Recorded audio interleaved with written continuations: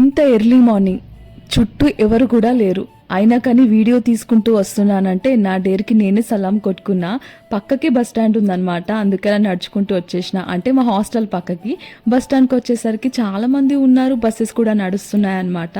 మమ్మల్ని అయితే పికప్ చేసుకోవడానికి కార్ కూడా వచ్చేసింది. ఇంతకీ ఎక్కడికి వెళ్తున్నారనే డౌట్ మీకు వచ్చుండొచ్చు. ఈరోజు అయితే ఒక మ్యారేజ్ ఈవెంట్కి అయితే వెళ్తున్నాం అనమాట, వెన్నెల నేను మేకప్ చేయడానికి. సో ఆ ఇంటికైతే వచ్చేసినాం. మేము వచ్చేసరికి బ్రైడ్ మంచిగా స్నానం చేసి మళ్ళీ పడుకుంది. మళ్ళీ మేము వెళ్ళాకే లేసిందనమాట.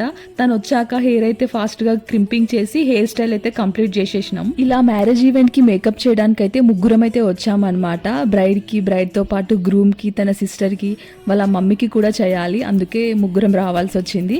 తర్వాత అయితే గ్రూమ్ కి కూడా మేకప్ కంప్లీట్ చేసేసి ఇక క్లాస్కి అయితే స్టార్ట్ అయిపోయినాం. లక్కీగా 9:30 వరకు అయితే మేకప్ అయితే కంప్లీట్ చేసేసినాం. నా క్లాస్ వచ్చేసి 10:30 అనమాట.